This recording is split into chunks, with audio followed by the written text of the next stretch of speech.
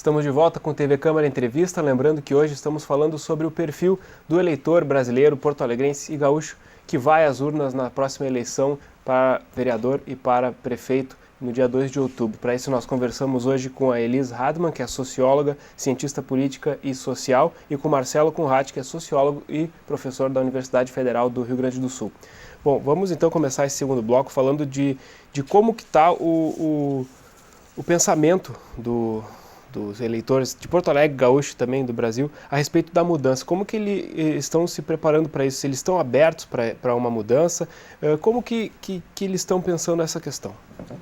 Quando a gente bate na casa das pessoas e pergunta sobre o indicador de o que elas querem com o próximo prefeito, se ele mantenha as políticas iguais, se ele mude algumas coisas, se ele mude a maior ou se ele mude tudo, esse indicador no Rio Grande do Sul está na casa dos 80%. Varia de cidade para cidade. Aí nós perguntamos, tá bem, e quem representa a mudança? Aí o eleitor responde que não necessariamente é uma pessoa que representa a mudança. A mudança não é um discurso para os candidatos e para a televisão, é o seguinte, eu sou a mudança, tá bem? Eu sou a renovação, eu vou mudar. Não é isso. Muitos candidatos acham que vem lá, tantos por cento querem mudança, então vão para a TV falar que vão ser a mudança. As mudanças que o eleitor apregoa dizem respeito à forma de administrar. Do ponto de vista prático, é fazer funcionar o que não funciona. É isto. Os eleitores negam o político que diz que vai fazer serviços públicos de qualidade. O eleitor diz, ora, como é que eu vou querer serviço público de qualidade se o serviço público não funciona devidamente? Primeiro eu faço funcionar, depois eu posso falar em qualidade. O eleitor quer melhor acolhimento. Ele quer chegar num posto de saúde, ele quer chegar numa repartição pública e ele quer ter a informação, ele quer ter o atendimento. Ele não quer ser mandado de local para local, sem a informação de qual o melhor procedimento. Ou se perder na burocracia ou nos prazos. Aquelas frases, isso não é comigo, isso é com outra secretaria, isso é com outro secretário, isso tu precisa de um carimbo, e isto, hoje faltou um documento. Então, o eleitor nos relata N situações de descaso no serviço público, de burocracia e de demora na agilidade dos serviços. Então, isso deixa o eleitor muito inquieto e ele exige uma nova forma de administrar. E aí nós podemos entender o que significa a mudança. A mudança não é vou fazer mais um posto de saúde. A mudança é vou fazer que os postos de saúde que tenho funcionem. Também, se eu tenho postos de saúde e que não estão equipados ou que não tem médico, eu vou ampliar a quantidade de médicos, eu vou fazer com que o raio-x funcione. Eu não posso ter uma dentista e ela dizer que não pode atender porque ela tem uma máquina quebrada, entendeu? E aí a população chega lá 15, 20, 30 dias e a desculpa que a população detesta é vão abrir uma licitação para comprar o equipamento. Então, é esta funcionalidade, é colocar a cidade a serviço das pessoas, é que o serviço público esteja a serviço das pessoas. Do ponto de vista, se nós remontássemos a ciência política, a sociologia, é o bem comum. A finalidade de um estado, de uma cidade, está alicerçada no bem comum. Então, é buscar o bem comum. Isto seria a nova mudança. Certo, professor. O que eu acho que, voltando até conectando com a discussão que a gente estava fazendo hoje, é um pouco paradoxal, digamos assim, que esse eleitor quer mudança, mas ele é cético. Né? Ou seja, ele não acredita nos políticos, mas ele quer que a política mude. E aqui está um paradoxo, ou seja, se não se acredita nos partidos, se não se acredita nos políticos, se não se acredita nas instituições, né, como é que se produz mudança da política? Né? E isso me parece, digamos assim, que coloca um risco a mais no cenário, digamos assim, que é a abertura para emergências de indivíduos, grupos que se apresentam como externamente à política e que vão assumir um papel, digamos assim, de salvador da pátria, que vai então resolver os problemas da sociedade. Né? Ou seja, parece que a gente está num momento extremamente propício para a emergência dessas figuras, né?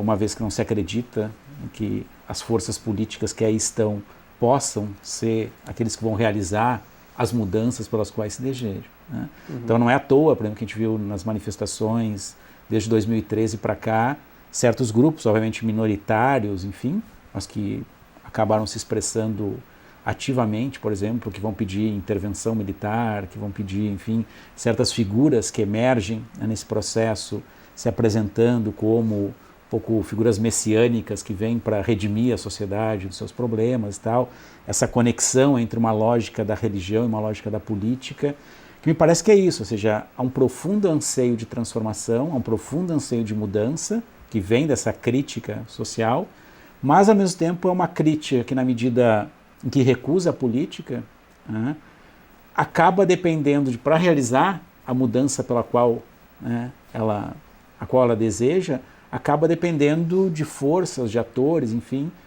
externos à política. Né. Aqui, para mim, a gente tem um dilema, assim, ou seja, a criticidade, assim, sem alguma esperança, né, ela pode ser extremamente perigosa. Ou seja, uma sociedade profundamente crítica, mas que não acredita em mais nada, né, ela pode gerar, né, processos extremamente perigosos do ponto de vista democrático, do ponto de vista institucional. E eu acho que a gente está num momento desse. Ou seja, quando o eleitor, né, segundo as pesquisas, né, ele quer mudanças, ele deseja, ele não suporta mais aquilo que ele vive, né, mas ao mesmo tempo é profundamente descrente. Os agentes, ele não enxerga um agente responsável por essa proposta, capaz, ele não enxerga a proposta, ou ele não enxerga um partido, ou não enxerga a proposta dos partidos. Exatamente. Até porque para o eleitor, do ponto de vista prático, não existem diferenças nas propostas dos partidos ou dos candidatos. Para o eleitor é tudo mais do mesmo. Ele olha o programa eleitoral, ele assiste, pega o material gráfico dos candidatos ou sites e diz o seguinte: só muda a ordem, a arte, a logomarca, o slogan, mas é tudo mais do mesmo. Então há uma negação, mas ao mesmo tempo que essa cultura personalista da nossa cultura política e da maneira como o eleitor foi educado, ela prevê que alguém faça isso. O eleitor espera que alguém faça isso. E do ponto de vista prático, como tu colocavas, nós nunca vivemos um momento tão forte, tão propício para um candidato messiânico, um candidato que venha prometer o que não pode cumprir ou se mostrar como o salvador da pátria.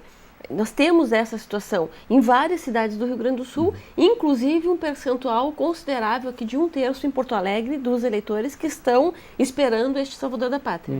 A pergunta que eu faço é no momento assim dessa descrença e crítica. A que riscos, né, a nossa sociedade está exposta, enfim, a democracia está exposta, e também se é a possibilidade de, dessa forma, continuar mais tempo do jeito que está, de não acontecer a mudança, porque se as pessoas não se interessam por política, não querem entender como funciona o jogo, a tendência é que quem está no jogo se mantenha. Não sei se vocês têm essa percepção. Nesse momento, nós vivemos 4 crises que rapidamente eu vou enumerar. Uma crise política, que tem a ver com a descrença que nós estamos falando, que tem a ver com a Lava Jato, que tem a ver com todos esses escândalos, neste momento em que vivemos aí o processo de impeachment da presidente Dilma. Nós temos a crise econômica, que afeta o bolso das pessoas. Neste pleito nós não falamos ainda, mas é um pleito diferente das eleições até então. Nós temos que ter em mente que as pessoas que estão nos ouvindo, que têm menos de 40 anos, elas nunca viveram uma crise econômica como estamos vivendo. Então elas estavam num ápice de programas sociais, de estabilidade econômica, de aquisição de bens de consumo duráveis, de casa, de carro, que estava muito forte, acentuado na eleição de 2012. E é um dilema social, porque todos esses projetos sociais que vinham sendo conquistas da população, eles estão sumindo da prateleira das ofertas de políticas públicas. E isso inquieta muito a população, que não está conseguindo dar conta dos seus custos. Hoje, mais de 1/3 dos gaúchos não vai conseguir arcar com todas as suas despesas. Então, nós temos uma crise efetivamente econômica. Nós temos uma crise social. A crise social também se relaciona com essa crise política, porque pega essa descrença. Esse aumento de individualismo que nasce lá na política, a não participação política, e que termina na individualização do sujeito dentro da sua casa com o seu smartphone. As famílias que não mais ficam divididas, cada um assistindo uma televisão, mas divididas cada um com conectadas na rede sem conexão em si. Esse dilema vai para a escola, vai para o trabalho, não vou me deter aqui, mas é um dilema que envolve uma crise social. e uma crise de insegurança sem precedentes, onde nós temos hoje um indicador de 80% dos gaúchos que tem medo em relação à segurança. É um novo temor, nós temos altos números. Em Porto Alegre, hoje, 56% porto-alegrense mostra que tem medo, receio com o tema da segurança. Então nós temos, quando o medo e o receio começam a crescer na população, você atinge diretamente a finalidade do Estado, que é o do aparato da força física. A existência do Estado, ele existe para garantir a força física, para que a sociedade se sinta segura. E este princípio, dessas 4 crises, a crise da insegurança ainda amplia esse dilema. Nós não podemos perder isto de vista. Então, o que o professor falou há pouco, que achava que tendia a piorar. Realmente, ele falou rapidamente, fechou ali um bloco de questões, mas isso é uma verdade. Ou do ponto de vista sociológico, tem que piorar um pouco mais para melhorar. Por quê? Porque a população terá que ter o melhor entendimento da cidade que quer, da cidade que quer ter. Os políticos vão ter que ter melhor entendimento da política que tem, da política que precisam ter, e eles terão que reconstruir, então, um novo paradigma social sobre tudo isto. Então, para que as pessoas realmente entendam que a mudança não é necessariamente só escolher um novo candidato, não é isso que está em jogo, é preciso que algumas coisas piorem, para que, inclusive, os três poderes revisitem os seus papéis. Se nós pegássemos o tema da segurança, uma pesquisa que agora já está no ar, nova, na Coletiva Net, né? Quem me acompanha na minha coluna na Coletiva Net, esse estudo transcreve um pouco em estudos qualitativos os anseios da população, e quando a população fala em segurança, ela manda conta para o Executivo, para o Legislativo, para o Judiciário, para os 3 poderes. Ela fala da estrutura que o Executivo dá para o aparato policial, a falta de efetivo policial na rua, mas ela também fala da falta de poder que o policial tem no processo de institucionalização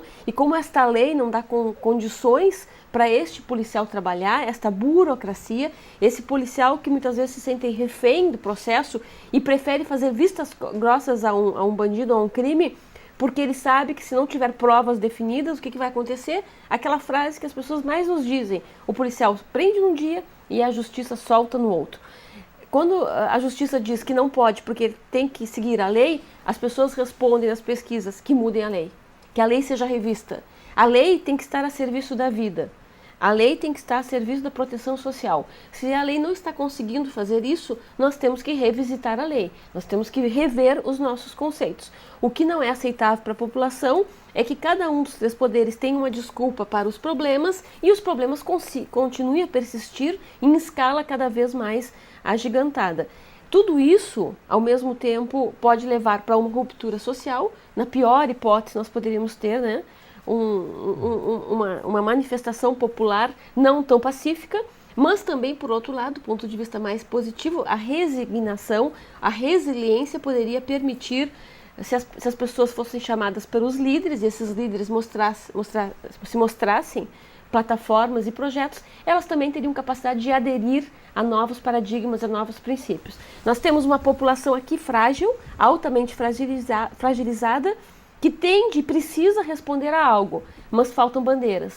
E nós precisamos que tenhamos líderes que tenham estas bandeiras, ou partido que tenha um propósito. Nós acho que nunca faltou tanto propósito. Propósito hoje talvez é o nosso tema de casa. Certo. Professor, sua opinião a respeito desses riscos que... Me parece que, não consigo ver possibilidade hoje de produção dessas mudanças institucionais que está se buscando a partir das instituições, né? Ou seja, não me parece, com o grau hoje de fragilização, inclusive de envolvimento, né, desses atores da política institucional, que são parte do próprio problema, muitos deles, ou seja, não consigo vê-los como parte das soluções, né?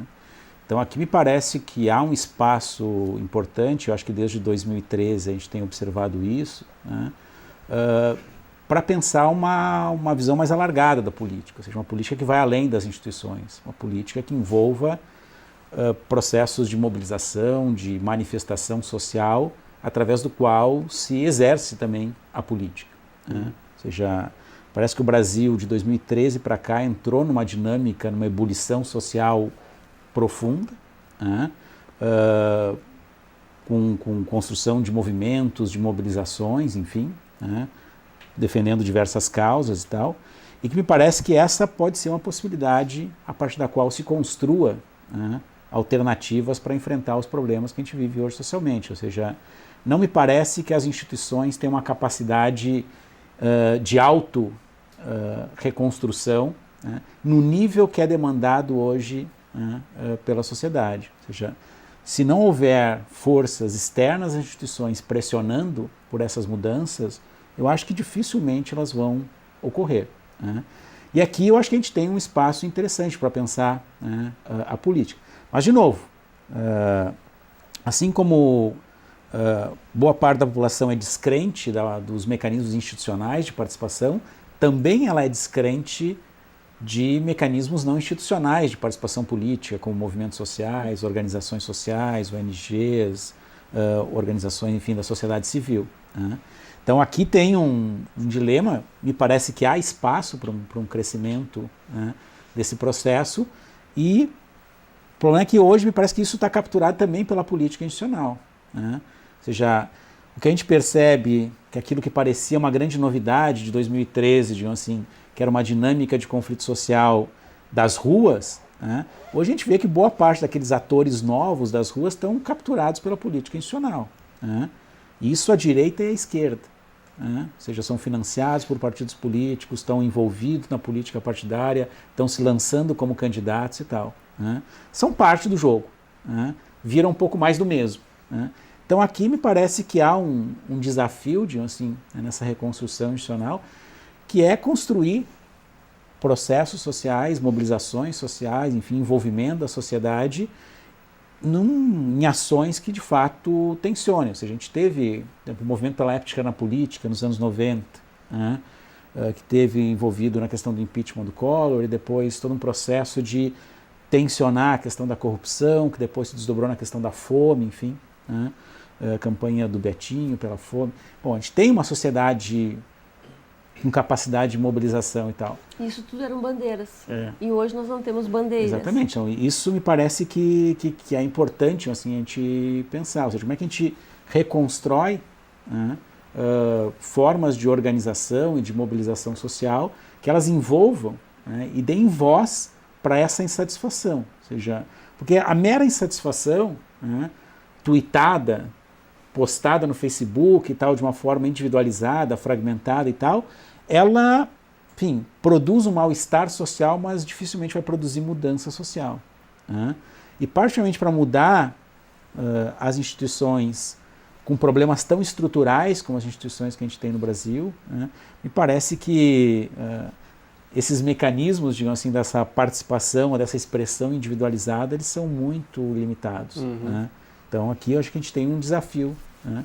E eu particularmente não creio em nenhuma mudança, né, significativa do ponto de vista das instituições que não venha de um processo de pressão social, né, através de, enfim, da sociedade organizada, da sociedade atuante. Certo. O professor comentou agora em tweetada, em postagem na rede social. Elisa, como que os eleitores estão se comportando nas redes sociais, né, e como que o Instituto, que resultados de pesquisas foi para conseguir traçar um perfil desse eleitor nas redes sociais, o que ele está acessando, o que ele leva em conta, o que ele não leva em conta, como que ele está se comportando na internet. Nas últimas pesquisas realizadas pelo IPO, em torno de 64% porto-alegrense utiliza as redes sociais. Aí nós questionamos se eles iriam utilizar as redes sociais para se envolver na política. Metade dessa população diz que sim, metade dessa população de 64%, o que nos dá um peso de 32% em média da população. Nós também questionamos a população se elas iriam assistir o horário eleitoral gratuito. Mais ou menos um terço tende a assistir agora o horário eleitoral gratuito. Diferente dos dados até 2012, que neste momento da campanha nos davam de 50% a 60%. Então hoje nós temos um terço da população assistindo ou tendendo a assistir o horário eleitoral gratuito na televisão e no rádio, e um terço, um pouco mais, nas redes sociais. O que eles diferem? Na rede social, juventude, principalmente de 16 até 35 anos, que chegam a índices nessas faixas etárias de 80%. Então, eles estão conectados nas redes sociais, principalmente classes A, B e C. Então, é a rede social muito de classe mais alta e de faixa etária mais nova. Quando eu vou para a televisão e para o rádio, eu tenho um fenômeno inverso. As classes mais baixas e a faixa etária mais elevada, acima de 35 anos em diante, e com rendas mais baixas, principalmente população de 3 a 5 salários mínimos. E a população de 1 a 2, descrente, dizendo que vai desligar a televisão, não irá assistir o horário eleitoral. Essa não está preocupada nem com as redes, nem com o horário eleitoral. Por quê? Porque ela está correndo pela sua sobrevivência básica, atrás da sustentabilidade de sua família, de conseguir o exame no posto de saúde, de sobreviver à criminalidade e assim por diante. Então, nós não podemos esquecer que a população com renda mais baixa é a mais distante do sistema e a que mais sofre todas as mazelas sociais. Professor? Essa é uma dinâmica nova, digamos assim, dessa questão das redes sociais, até porque a tecnologia vai mudando numa velocidade rápida, né? Ou seja, pega 2, 3 anos atrás, o WhatsApp era algo que não existia e hoje ele é central, talvez é o mais utilizado para várias coisas, né? Mas eu acho que a dinâmica das redes sociais, que é algo que a gente tem que estudar bastante, mas acho que ela também tem as suas perversões, digamos assim, né? Que de fato as redes sociais, particularmente Facebook, se transformaram num espaço também dessa política da denúncia e principalmente da mentira, né? Tem alguns sites, alguns núcleos de pesquisa que fazem monitoramento, né, das atividades em rede e tal, né?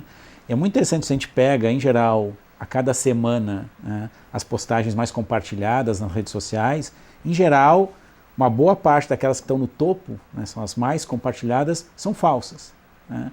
E isso é muito surpreendente, porque de fato a gente tem... E preocupante. Preocupante, né? A gente tem uma nova fonte de informação, né, e de difusão de opiniões, de informações, mas que ao mesmo tempo tem gerado e difundido, né, notícias falsas, falsificações, numa velocidade e num alcance impressionante, né?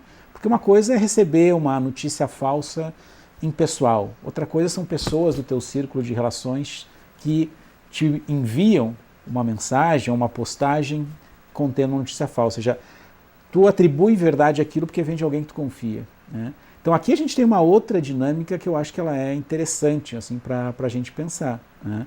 Ou seja, essa dinâmica das redes sociais ela não é só positividade, ela também tem um conjunto, né, de características que também são um pouco preocupantes quando a gente pensa nesse processo. Mas de fato aqui a gente tem no Brasil cortes de renda e de escolaridade são importantes para ver qual é a população que de fato tem acesso às redes sociais, tem acesso à internet e está envolvido nessas tecnologias, né? A televisão no Brasil ainda continua sendo o meio de comunicação central, né, que atinge a quase totalidade da população.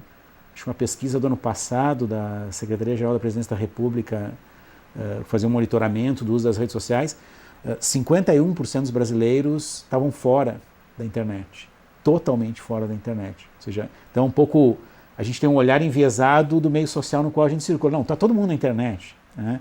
Não está todo mundo, né? Obviamente, na área urbana e tal, esse nível é maior de inclusão. Agora, ainda há um grande segmento da população que está fora, né? Até porque a gente tem que pensar que boa parte da linguagem da internet ainda é uma linguagem escrita, ela exige, né, que as pessoas escrevam, leiam e tal, e que aí tu tem um problema, enfim, de exclusão, né? Mas aqui tem um aspecto novo, né? As redes, elas permitem outras dinâmicas, permitem outros atores, permitem outros processos e eventualmente permitem também por exemplo, o descolamento dos políticos e indivíduos dos partidos políticos. Porque eles podem usar a rede agora para também, né, se construir, difundir, montar seu próprio canal, digamos assim. Tem algumas coisas que o eleitor não aceita. Porque o eleitor declara, ele não aceita que numa postagem um político marque várias pessoas. Ele acredita que a marcação pode ser vírus ou pode ser algo não autorizado. Então é uma das coisas que os eleitores mais abominam nas redes sociais. Então fica o alerta aí para quem é candidato, não marque eleitores nas suas postagens de política, Deixe que os eleitores busquem a informação, porque é esta forma mais indicada. Eles pensam nas redes sociais como um guarda-chuva. Quando eu quero usar, eu utilizo. Ou seja, no momento que eu quero buscar informação sobre um candidato a vereador, um candidato a prefeito, eu vou na fanpage dele e pesquiso sobre ele. Mas não quero e acho indevido ele me marcar. Então, fica a dica, né? Certo. Então tá, eu acho que foi muito boa a conversa de hoje, a gente está se encaminhando para o final do programa. Elis, obrigado pela tua presença. Professor, também muito obrigado pela tua presença. Agradeço também a você de casa que nos acompanhou em mais essa edição. Fica o convite para você dar uma acessada no nosso Facebook e saber mais informações sobre a TV Câmara. O endereço é facebook.com/TV Câmara Poa. A gente se vê na próxima edição. Até lá!